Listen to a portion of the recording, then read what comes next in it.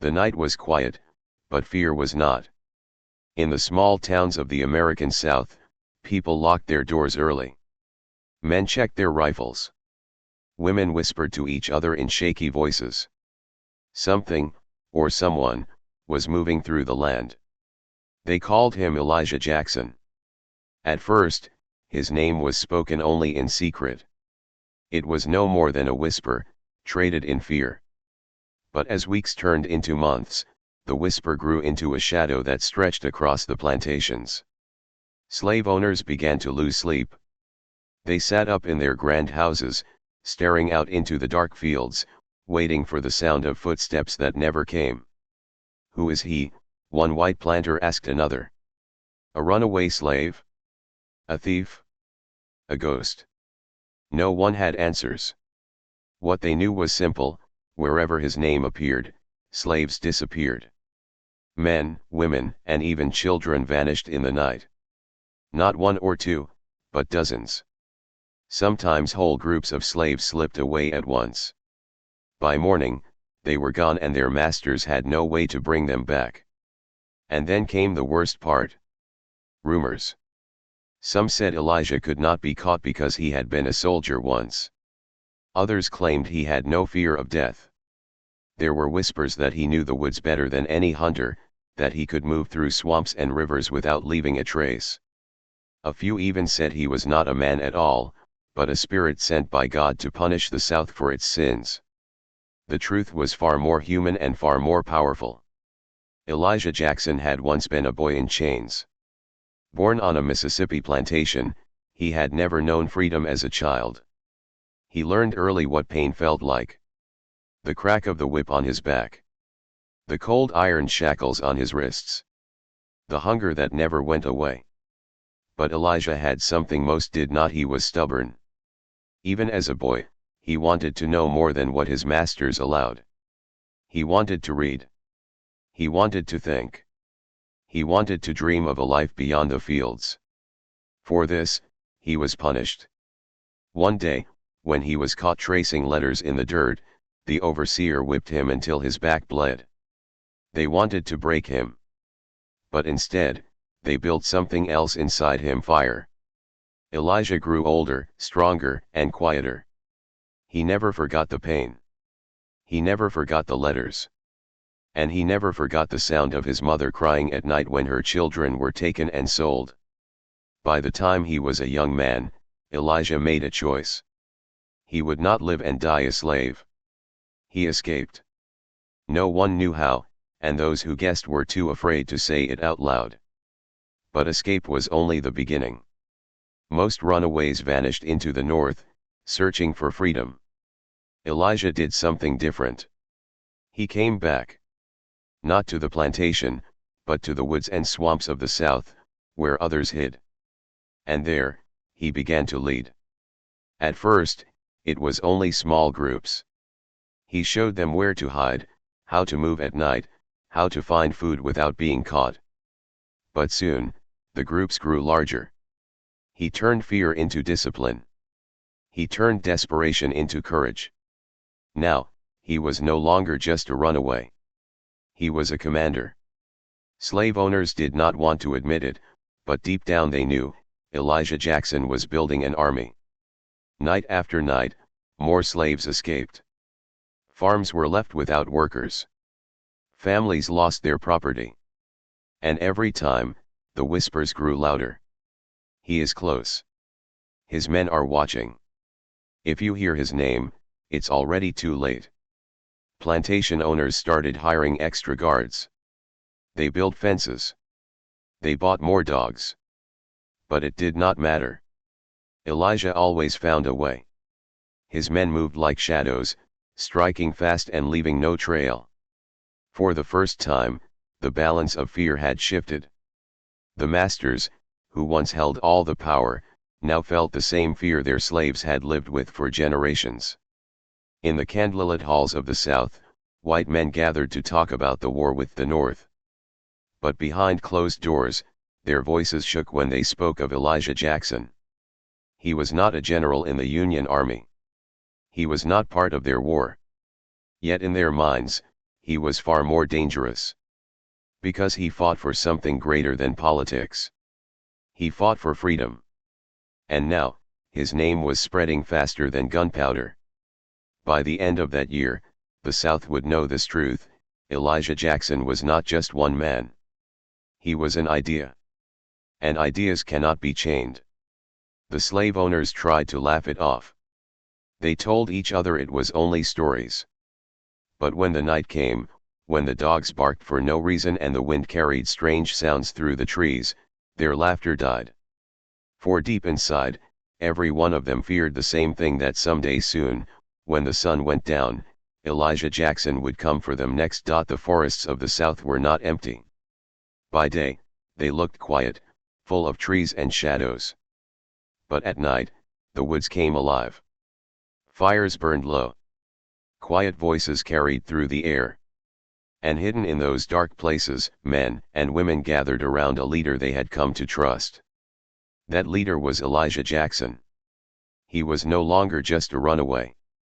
He was a man with purpose, and the people around him could see it. They had all escaped the chains of slavery, but freedom in the woods was dangerous. There was hunger, sickness, and the constant threat of capture. Most runaways lived in fear, hiding and waiting to be found. But Elijah was different. He refused to live like prey. He told the people, "We will not hide like animals. We will fight like soldiers." At first, they were unsure. These were men and women who had never held weapons before. Some had scars so deep they could barely walk straight. Mothers carried children. Young boys carried fear in their eyes. How could they fight against slave patrols armed with rifles and dogs? Elijah showed them how. He trained them in silence. He taught them how to move without making noise, how to leave no tracks in the dirt, how to use the river to cover their scent. He showed them how to sharpen tools into weapons, how to turn the land itself into their ally. Every day, he drilled them like an army.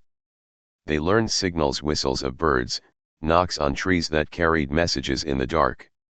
They learned to trust each other, to move together as one. Slowly, fear turned into confidence. One night, a young man named Daniel, no older than 20, asked Elijah, "Why do you fight? You are free now. You could have gone north." Elijah looked at him and answered with steady eyes. "Because freedom is not real if my brothers and sisters are still in chains. I will not leave them behind." Those words spread through the camp. People began to believe they were not just runaways anymore, they were part of something greater. Soon, Elijah's group was more than a band of survivors. It was a force. The slave owners started to notice. At first, they thought the escapes were random. A worker missing here, a child gone there. But when whole families began to vanish in a single night, they realized something larger was happening. It was not luck. It was not chance. It was command. And Elijah was the commander. Slave patrols tried to track him, but they failed again and again. Their dogs lost the trail in the rivers. Their men grew tired searching through swamps. And when they thought they had cornered him, Elijah's people disappeared like smoke. The patrols began to whisper his name too. Some said he could see in the dark. Others said bullets could not touch him. Fear was growing not just among the slaves, but among the very men sent to control them. But Elijah was not done. He wanted more than small victories. He wanted to send a message. One night, he led his people toward a large plantation. This place was known for its cruelty. The master there was proud of his whips, proud of his dogs, proud of the scars he left on human flesh. Elijah knew freeing slaves from this place would strike fear into every other master in the county. They moved like shadows through the night. No one spoke. The only sounds were the rustle of leaves and the soft steps on the earth. When they reached the edge of the fields, Elijah gave the signal. His people spread out. Within minutes, the slaves on that plantation were awake, their chains unlocked, their spirits rising. By morning, The plantation was nearly empty. Dozens had vanished into the night, walking behind Elijah into freedom. The master woke to silence. His dogs were dead, his barns broken into, and his power shattered. Word spread like wildfire. Elijah Jackson struck in the dark. He freed them all. He cannot be stopped. Slave owners began to fear not only losing their workers but also losing their control. They understood that Elijah was not acting alone.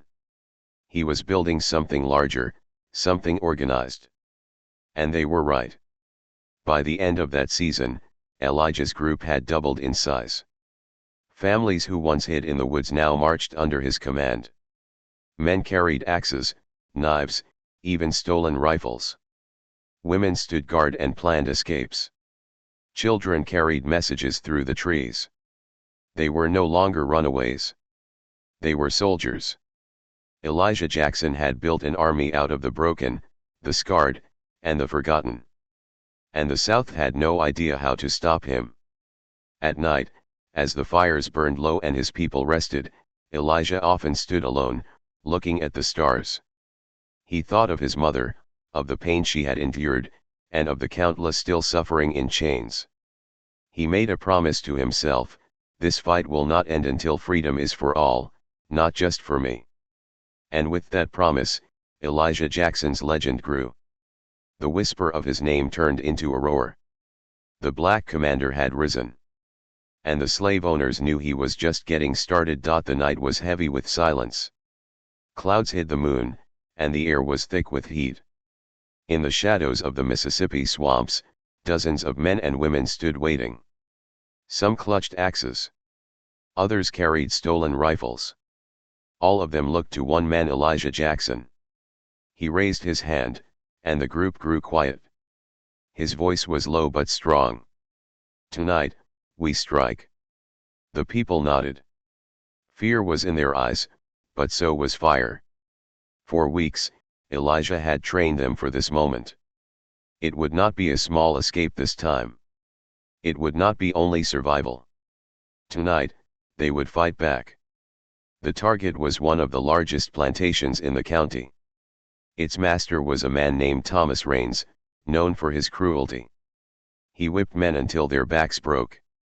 He sold children away from their mothers without shame. His dogs were trained to tear apart anyone who tried to flee. Elijah chose this place for a reason. If they could strike here, no plantation would feel safe.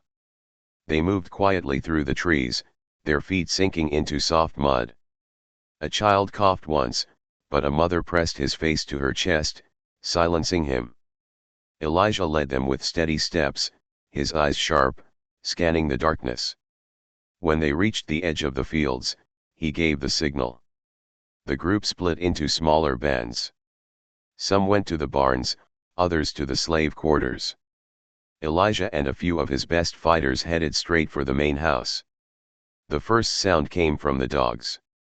They barked and pulled at their chains, sensing danger. But before the overseers could react, Elijah's people cut the chains and silenced the animals. Then came the flames. Barn doors were thrown open. Hay caught fire. Smoke rose into the night sky. Slaves awoke in their quarters, confused, until Elijah's men burst in and shouted, "Come! You are free!" The shock was written on their faces. Some could not believe it. Some were too scared to move. But when they saw the others already running, when they saw Elijah himself standing tall with a rifle in his hands, courage spread like lightning. Chains were broken. Doors were smashed. Families grabbed what little they could and ran. The overseers tried to fight. Shots rang out in the dark. A whip cracked. But Elijah's men answered with steel and fire. They fought not like runaway slaves but like soldiers. Their movements were fast, disciplined. They struck hard, then vanished into the shadows. At the main house, Thomas Raines rushed out with a pistol in his hand. He was furious, shouting orders at his men. But when he looked across the yard, he saw something he had never seen before: dozens of black men standing with weapons, their faces calm, their eyes burning with defiance. And at the front of them, Elijah Jackson. For the first time, Thomas Raines felt something stronger than anger. He felt fear. Elijah Jackson, he whispered. The name he had only heard in rumors was now standing at his door. Elijah did not shoot him. He did not need to. Instead, he shouted loud enough for every slave on that plantation to hear. "You are free. No man owns you tonight." The slaves cheered, their voices breaking the silence of centuries. Women wept, men raised their fists, children clung to their mothers. It was more than escape, it was victory. By the time dawn touched the sky, the plantation was in ruins. The barns were burned. The slave quarters were empty. Dozens of men, women, and children had vanished into the swamps, marching behind Elijah toward freedom. Thomas Raines stood in the ashes, trembling. He had lost not only his property but also his power. He knew the truth: this was not a single attack. This was the beginning of war. Word spread faster than fire. By the next week, every slave owner in the county knew what had happened. Elijah Jackson struck Raines's plantation. He freed them all. He burned the records. Yes, the records. That was the part that shook them most. Elijah's people had not only freed the slaves, they had also broken into the office and destroyed the books, the lists of names, the debts, the prices of human lives. Without those records, Raines could not claim his losses in court. His wealth was gone with the smoke. Slave owners began to panic. If Elijah could strike one of the richest planters in the county, he could strike anywhere. Some tried to laugh it off, calling it a lucky raid. Others built stronger fences, hired more guards, bought more dogs. But deep in their hearts, they knew it was useless. Because Elijah Jackson had shown them something they had never believed possible: slaves could fight back, and slaves could win. That night became a story told again and again, whispered in fear and in hope. For the masters, it was a warning. For the slaves, it was a promise. And Elijah knew, as he led his people deeper into the swamps, that this was only the beginning. The South had felt his hand. Soon, they would feel his power. The South was no longer the same. Plantations that once stood proud and rich now trembled in fear.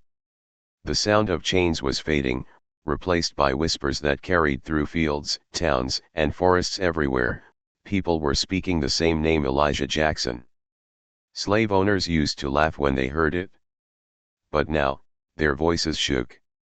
In the weeks after the raid on Thomas Raines's plantation, Elijah struck again and again. He moved fast, never staying in one place for long. His people grew stronger with every victory. What had begun as a few dozen now swelled into hundreds. Men carried stolen rifles, women carried knives, and children ran as messengers through the woods. This was no longer a group of runaways.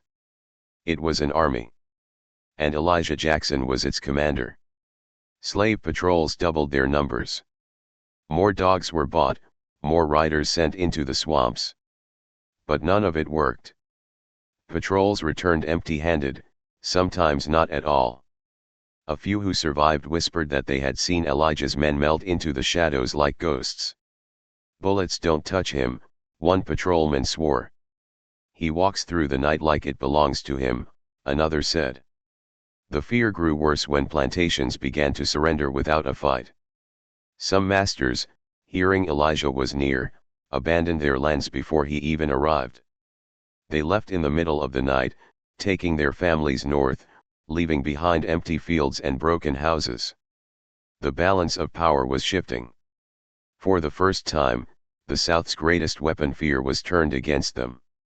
The masters who had ruled with whips and chains now tasted their own medicine. Every sound at night made them jump. Every rustle in the trees made them wonder if Elijah's men were coming. But it wasn't just the masters who noticed. In Union camps, far to the north, officers sat around maps and listened to reports. One officer leaned forward and said, "This man is doing what our armies cannot. He is breaking the South from the inside." Another asked, "Should we stop him or should we help him?" The debate grew. Some Union leaders feared Elijah was too powerful, that after the war he might not bow to their rules. But others saw him as a weapon, one they could use to crush the South faster. Quietly, some Union officers sent supplies into the swamps. Ammunition, food, even uniforms. They told their superiors little, but they knew, Elijah Jackson was no ordinary man. He was a storm, and storms could change history. Meanwhile, in the plantations, the stories grew larger than life. Some said Elijah had wings that carried him through the night. Others swore he could walk through fire without burning. Mothers told their children, "Do not be afraid. The black commander is watching. He will come." And the children believed it. But behind the legend, the real man still carried the weight of command. Each night, Elijah sat by the fire, sharpening his blade, his mind heavy. He knew every raid came with risk. Some of his people had already fallen shot by patrols, caught in ambushes. He never forgot their faces. Still, he pressed forward. He told his people, "We fight so the next generation will not live in chains. Every strike we make is another chain broken." His words spread hope like light through darkness. By the middle of that year, Elijah's name was so feared that even speaking it aloud made some masters uneasy. Instead, they called him the Shadow General or simply the Black Commander. In one small town, a group of slave owners gathered in a church, their voices trembling. "If this continues, we will lose everything," one said. "He is just one man," another shouted, though his voice shook. "Not one man," the oldest among them whispered. "He is an army. And he will not stop until we are broken." And they were right. Elijah's raids spread wider, reaching into towns that once believed themselves safe. He freed more people, burned more records, and shattered more power. Each success pulled new followers to his side. Even slaves who once thought escape was impossible now looked to the woods with hope. If Elijah Jackson could free hundreds, why not them too? The South was bleeding. And Elijah knew it was only the beginning. He told his commanders, "Fear is now our greatest weapon. The masters cannot fight what they cannot see. And when fear takes their hearts, they will fall without us lifting a hand." It was true. Plantations surrendered. Patrols refused to ride. Some masters begged the Union for protection, not from soldiers, but from Elijah Jackson himself.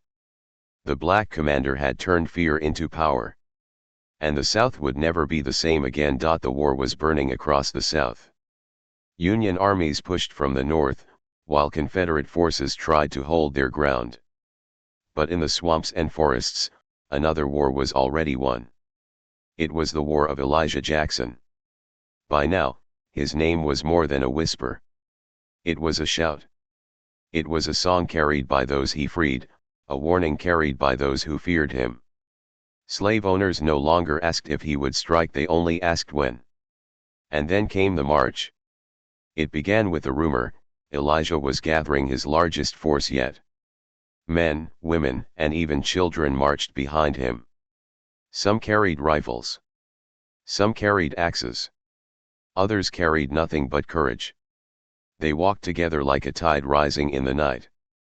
Their destination was a city known for its cruelty, a city where slave markets stood tall, where human lives were bought and sold in the open. To the people in chains, this place was a symbol of despair. To Elijah, it was a target. When the march began, fear spread ahead of them. Slave owners fled with their families. Some set fire to their own records before Elijah could reach them. Others begged the Confederate soldiers for protection. But the soldiers were already weary from war, and many had no heart to face Elijah's army. By the time Elijah entered the city, the streets were almost empty of masters. But the chains were still there. The auction blocks still stood. He stopped in the center of the square. Around him, thousands of eyes watched freed men, freed women, children clutching their mothers' hands. Some were silent. Some wept. Some held their breath. Elijah looked at the auction block, the same kind of stage where families were torn apart, where human dignity was crushed. Slowly, he climbed onto it. Then, with a voice that carried across the square, he spoke. Never again. The crowd erupted. Chains were broken and thrown into piles. Wooden blocks were smashed into pieces. Some people danced, others prayed, and many simply stood, unable to believe what their eyes were seeing. For Elijah, it was not just victory. It was justice. The city that once sold human beings as cattle was now free ground. The market of pain was turned into a place of hope. But even in triumph, Elijah did not seek revenge. Slave owners who remained begged for their lives. His men looked to him, waiting for the order. But Elijah raised his hand and said, "We are not like them. We came for freedom, not for blood." It was mercy but also power. The masters who once thought themselves untouchable now stood humbled, spared only by the man they once called property. Word of the march spread faster than any Union victory. In the halls of the South, men whispered, "He is unstoppable." In the North, Union officers nodded with respect. Some even admitted, "Elijah Jackson has done more than our armies could. He has broken the South's spirit." But history is not always kind to men like Elijah. After the war, when the smoke cleared and the Union claimed victory, many tried to erase his story. Some said he was only a myth. Others said he was just one of many rebels. His name faded from books, pushed into the shadows.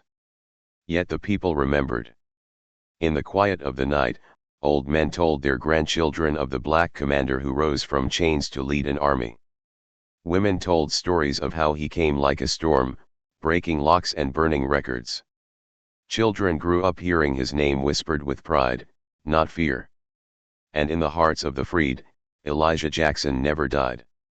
He became a legend not because history wrote about him, but because the people he freed carried his memory like fire.